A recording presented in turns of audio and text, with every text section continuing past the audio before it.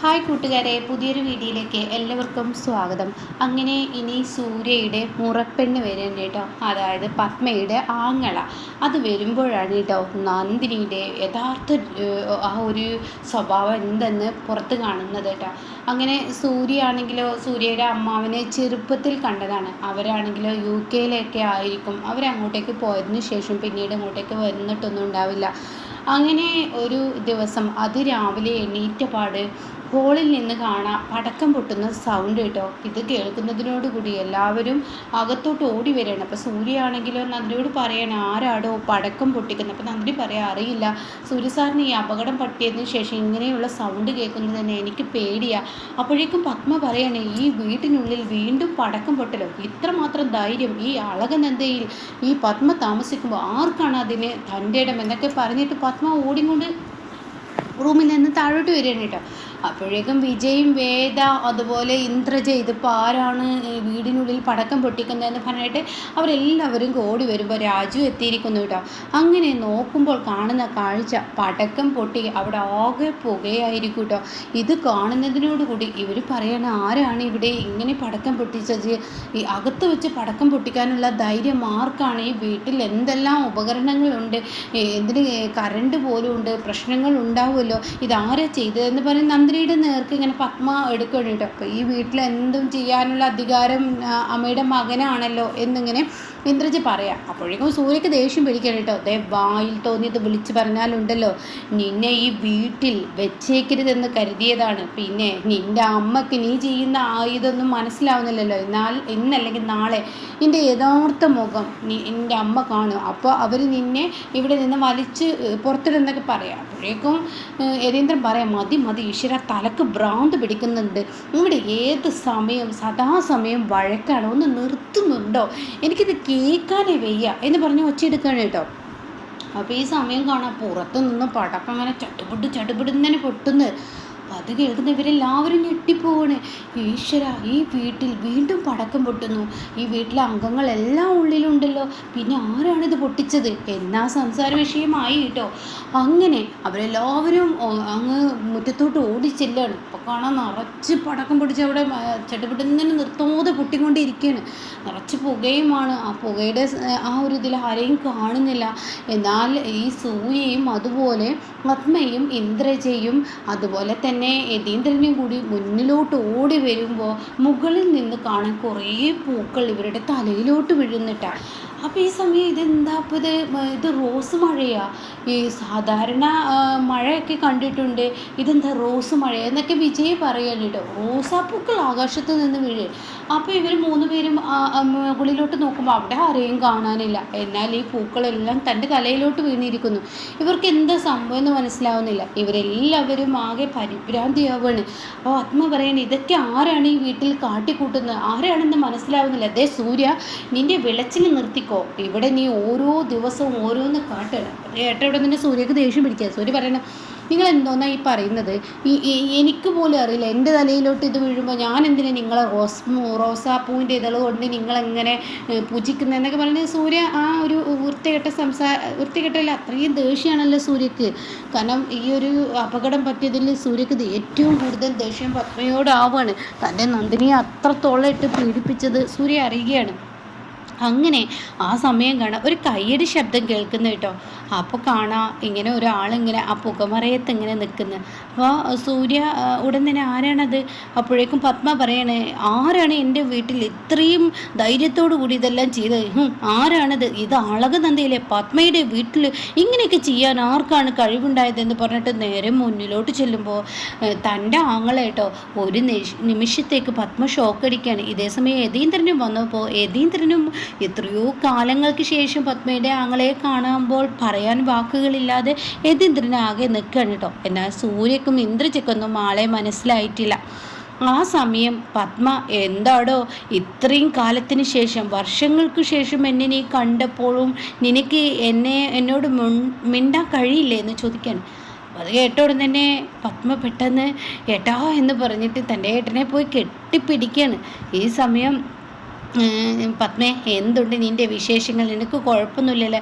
ഇല്ല ഏട്ടാ. അപ്പോഴേക്കും യതീന്ദ്രൻ്റെ അരികിലോട്ട് പത്മ ഓടി വരികയാണ്.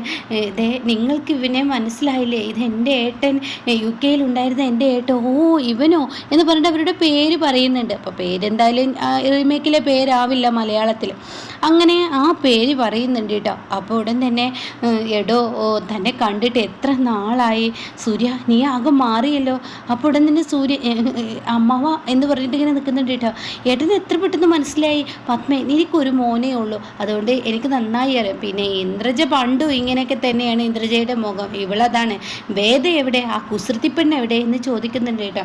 ഇതാ ഞാനിവിടെ ഉണ്ട് എന്ന് വേദ പറയാണ് കേട്ടോ. അപ്പോഴേക്കും വേദ അമ്മാവിൻ്റെ അരികിലോട്ട് വരികയാണ്. അപ്പോൾ അമ്മായിയും ഉണ്ടല്ലോ. അപ്പോൾ അമ്മായിയോ ഇങ്ങനെ സംസാരിക്കുകയാണ്. അമ്മായിയെ ഞങ്ങൾ ഇന്നേ വരെ കണ്ടിട്ടില്ല.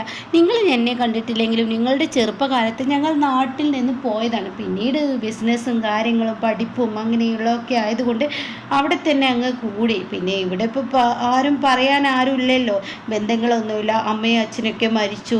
അതുകൊണ്ട് തന്നെ പിന്നീട് ഇവള് മാത്രമല്ല നാട്ടിലുള്ളൂ. ഇവളും ബിസിനസ് തിരക്ക്, ഞാനും ബിസിനസ് തിരക്ക്. ബിസിനസ് തലക്ക് പിടിച്ചു കഴിഞ്ഞാൽ ഞാൻ ഇവിടെയൊക്കെ ഏകദേശം ഒരുപോലൊക്കെ തന്നെയാണ്. അപ്പോൾ അതുകൊണ്ട് എപ്പോഴൊക്കെ നിൻ്റെ അമ്മക്ക് വിളിക്കും, ഇപ്പം അടുപ്പിച്ച് വിളിക്കാറുമില്ല എന്നൊക്കെ പറയണം. അങ്ങനെ ഈ സമയം നന്ദിനി ഇതൊക്കെ കണ്ടിട്ട് ഇങ്ങനെ നല്ല സന്തോഷത്തോടു കൂടി നോക്കി നിൽക്കുക. അപ്പോൾ ഉടൻ തന്നെ പത്മ ചോദിക്കുകയാണ്, അല്ല ഏട്ടാ, ഏട്ടന് എന്ത് പണിയാണ് ചെയ്തത്? ഏട്ടൻ്റെ 2 മക്കളില്ലേ, അവരെന്താ കൊണ്ടുവരാതിഞ്ഞത്? ഒരാണും ഒരു പെണ്ണുമാണ് കേട്ടോ. ആര് പറഞ്ഞു അവരെ കൊണ്ടുവന്നില്ലെന്ന്? അവരാണല്ലോ നിങ്ങളെ ഈ രീതിയിൽ സ്വീകരിച്ചത്. അവരുടെ അമ്മായിയെ കാണാൻ വരുമ്പോൾ അവർ ആ രീതിയിലാണല്ലോ നിങ്ങൾക്ക് സ്വീകരണം തന്നെ. മനസ്സിലായില്ലേ ഏട്ടാ? നിൻ്റെ തലയിൽ പൂക്കളിട്ടതും സൂര്യയുടെയും അതുപോലെ വേദയുടെ ഒക്കെ തലയിൽ പൂക്കളിട്ടതും ഈ പടക്ക ഉള്ളിൽ വന്നും പുറത്ത് വന്നൊക്കെ പൊട്ടിച്ചത് അവരാണ്. അപ്പോൾ വരുമ്പോൾ തന്നെ അവർ നല്ല ഒരു 1.5 എൻട്രി ആയിക്കോട്ടെ എന്ന് പറഞ്ഞാണ് അവരിതൊക്കെ ചെയ്തത്. മുകളിലോട്ട് നോക്കിയെന്ന് പറയണം. അപ്പോൾ അവർ രണ്ടാളും മുകളിൽ നിൽക്കുന്നുണ്ടാവും കേട്ടോ. അപ്പോഴേ തന്നെ സൂര്യ ഹായ് എന്ന് പറയുന്നുണ്ട്. അപ്പോൾ ഇന്ദ്രജയും അപ്പോഴേക്കും ഓടി താഴത്തോട്ട് വരികയാണ് കേട്ടോ. അപ്പോൾ ചെറുക്കനും ഒരു ആണും ഒരു പെണ്ണുമാണ്. അപ്പോൾ ചെറുക്കൻ വന്ന പാടെ വേദയെ ഒരു നോട്ട് ഇട്ടിട്ടുണ്ടാവും. വേദയെ കണ്ടുടനെ ചെറുക്കൻ ഒരു തട്ടണ്. വേദ എന്നെ അറിയുമോ എന്ന് ചോദിക്കാം. അപ്പോൾ വേദക്കും അവനെ അങ്ങ് പെട്ടെന്ന് അങ്ങ് കയറി പിടിക്കുകയാണ്. വേദയുടെ ക്യാരക്ടറും അങ്ങനെയാണല്ലോ. അങ്ങനെ പിന്നീട് സൂര്യയുടെ അടുത്ത് വന്നിട്ടാണ് പിന്നീട് ഈ മുറപ്പെണ്ണ് ഇരിക്കുന്നത്. അപ്പം അങ്ങനെ സംസാരിക്കുമ്പോൾ നിൻ്റെ മക്കളുടെയൊക്കെ വിവാഹം കഴിഞ്ഞൂലേ, സൂര്യയുടെ വിവാഹം കഴിഞ്ഞു എന്ന് ചോദിക്കുമ്പോൾ ഉടൻ തന്നെ സൂര്യ അത് പിന്നെ എന്ന് പറയുമ്പോൾ അവിടെ അമ്മായി ചോദിക്കുക, ഇതേതാ പെൺകുട്ടി, ഒരു നാട്ടുംപുറത്ത് കൂട്ടിയെ പോലെ ഉണ്ടല്ലോ എന്ന് നന്ദിനിയെ ചൂണ്ടിക്കാണിക്ക് നോക്കുമ്പോൾ ഉടൻ തന്നെ സൂര്യ പറയണേ അത് പിന്നെ എൻ്റെ എന്നാണ് പറയുമ്പോഴേക്കും പത്മ പറയണേ ഈ വീട്ടിലെ വേലക്കാരിയാണെന്ന് പറയണ കേട്ടോ. അത് കേൾക്കുന്ന സൂര്യക്ക് അങ്ങ് ദേഷ്യം പിടിക്കണേ. അല്ല വേലക്കാരിയല്ല, ഞാൻ കല്യാണം കഴിച്ച എൻ്റെ ഭാര്യയാണ് അതെന്ന് പറയണേ. അപ്പോൾ അത് കേൾക്കുന്ന പത്മ ഇവരങ്ങനെയൊക്കെ പറയും. അപ്പോഴേക്കും അവിടെ വീണ്ടും ഒരു സംസാരമാവുമെന്ന് കാണുമ്പോൾ യതീന്ദ്രൻ പറയണേ സൂര്യ മിണ്ടാണ്ടിരിക്കുക എന്ന് പറയണേ. അതുകൊണ്ട് തന്നെ അവിടെ സംസാരം നിർത്തുകയാണ്. എന്നാൽ ഈ സമയം ഈ പെൺകുട്ടിയുണ്ടല്ലോ, അവൾക്ക് സൂര്യയുടെ തൊട്ടരികത്ത് വന്ന് നിൽക്കുകയാണ്. സൂര്യയ്ക്ക് കൈ കൊടുക്കുന്നു, സൂര്യയുടെ അരികത്തിരിക്കുന്നു, ഓവറായി സൂര്യയോട് പെരുമാറുന്നു. അതൊന്നും അങ്ങ് കണ്ടു നിൽക്കാൻ നന്ദിനിക്ക് കഴിയുന്നില്ല. നന്ദിനിക്ക് അടിമുടി കയറി വരികയാണ്. അപ്പോൾ ഈ സമയം ആങ്ങളെ പറയാണ്, നിയമപ്രകാരം ശരിക്കും നമ്മൾ അങ്ങോട്ടും ഇങ്ങോട്ടും എൻ്റെ മകനും നിൻ്റെ വേദ, അതുപോലെ തന്നെ എൻ്റെ മകള് നിൻ്റെ സൂര്യയ്ക്ക് അങ്ങനെയൊക്കെയായിരുന്നു വേണ്ടത്. എന്തായാലും ഈശ്വരൻ ഓരോന്ന് കരുതിയിട്ടുണ്ടാവുമല്ലോ. എന്തായാലും ഇനിയിപ്പോൾ നമുക്ക് ബന്ധങ്ങൾ ഉറപ്പിക്കണം. ഇങ്ങനെ അവിടെ ഇവിടെയൊക്കെ ആയി ജീവിച്ചതിൽ കാര്യമില്ലല്ലോ. ഇനിയൊക്കെ അങ്ങനെ മതി. വേദയെ പെണ്ണ് ചോദിക്കാനും കൂടിയാണ് ഞാൻ ഇങ്ങോട്ടേക്ക് വന്നത് എന്നൊക്കെ ഇങ്ങനെ പറയാണ്. അങ്ങനെ 1-2 ദിവസങ്ങളൊക്കെ കഴിഞ്ഞു പോവുകയാണ്. എന്നാൽ ഈ സമയം സൂര്യയുടെ റൂമിലോട്ട് ഇടിച്ച് കയറാണ് സൂര്യയുടെ മുറപ്പെണ്ണ്. അങ്ങനെ ഓവറായ സൂര്യയുടെ ഷർട്ട് ഇടുന്നു, അതുപോലെ മറ്റുള്ള സാധനങ്ങളിലോട്ട് തൊടുന്നു. ഇത് കാണുന്ന നന്ദിനിക്ക് ചെറുതായി ചൊടിച്ചു വരൽ തുടങ്ങി കേട്ടോ. അങ്ങനെ നന്ദിനി ഓരോ ദിവസം ഇവള് റൂമിലോട്ട് വരുമ്പോൾ ഷർട്ടൊക്കെ മാറ്റി അലമാറയിൽ ഇട്ട് വെക്കുകയാണ്. ഉടൻ തന്നെ ഇതിൻ്റെ കീ എന്താണെന്ന് ചോദിക്കുകയാണ്. അപ്പോൾ നന്ദിനി പറയണത് എനിക്കറിയില്ല, സൂര്യ സാറിൻ്റെ അടുത്താണ്. സൂര്യ അങ്ങോട്ട് കടന്നു വരികയാണ്. എന്താ നിനക്ക് വേണ്ടത്? അല്ല സൂര്യ, നിൻ്റെ ഷർട്ട് കിട്ടിയായിരുന്നെങ്കിൽ ഞാൻ കുറച്ച് ഡ്രസ്സേ കൊണ്ടുവന്നിട്ടുള്ളൂ. അത് കിട്ടിയായിരുന്നെങ്കിൽ. അപ്പോഴേക്കും സൂര്യ പറയും, ഓ അതിനെന്താ ഞാൻ തരാമല്ലോ എന്ന് പറഞ്ഞ് സൂര്യ ഷർട്ട് എടുക്കാൻ ഒരുങ്ങുമ്പോഴേക്കും നന്ദിനി പറയാണ്, അതെ ഈ സൂര്യ സാറിൻ്റെ ഷർട്ടൊക്കെ ഞാൻ അലക്കാൻ ഇട്ടിരിക്കുകയാണ്. അത് കേട്ട ഉടൻ തന്നെ സൂര്യക്ക് കാര്യം മനസ്സിലായിട്ടോ, നന്ദിനിക്ക് ഇഷ്ടപ്പെടുന്നില്ല എന്ന്. അപ്പോൾ നീ അലക്കാനിട്ടോ? അതെ അലക്കാനിട്ടോ എന്ന് പറയും കേട്ടോ. ആ സമയം എന്നാൽ ശരി സൂര്യ ഞാൻ പോട്ടെ എന്നൊക്കെ പറഞ്ഞ് സൂര്യയുടെ തോളിലൊക്കെ കൈയിട്ട് ഇങ്ങനെ തോളോട് ചേർന്ന് നിന്ന് സംസാരിക്കുന്നതൊക്കെ കാണുമ്പോൾ നന്ദിനി ഒരൊറ്റ തട്ടങ്ങ് തട്ടി പെട്ടെന്ന് സൂര്യയുടെ അടുത്തോട്ട് വരികയാണ്. അപ്പോൾ സാർ എന്താ വന്ന പാട് നിൽക്കുന്നേ? സാറിനോട് പറഞ്ഞിട്ടില്ലേ വന്ന പാട് ബാത്റൂമിൽ കയറി ഫ്രഷ് ആവണമെന്ന്? സാർ കുളിച്ചേ എന്ന് പറഞ്ഞിട്ട് സൂര്യയെ തള്ളിയിടണം. സൂര്യക്ക് മനസ്സിലാവുന്നുണ്ട് നന്ദിനിക്ക് അതൊന്നും പറ്റുന്നില്ല.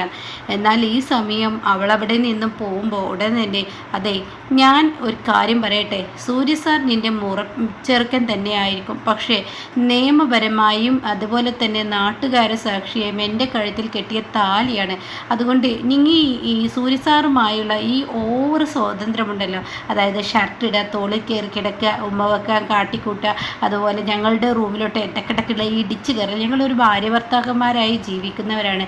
അപ്പോൾ ഞങ്ങളുടെ റൂമിലോട്ടൊക്കെ കയറി വരുമ്പോൾ കുറച്ചൊരു അച്ചടക്കം നിനക്ക് ഉണ്ടായിക്കോട്ടെ എന്ന് പറഞ്ഞ് അവളെ ഭീഷണിപ്പെടുത്തി അവിടെ നിന്ന് വിടുകയാണ് കേട്ടോ. എന്നാൽ അവൾക്കാണെങ്കിൽ അത് പ്രതികാരമാവുകയാണ്. അപ്പോൾ ഇങ്ങനെയുള്ള എപ്പിസോഡ് ഇനി വരാനുണ്ട് കേട്ടോ.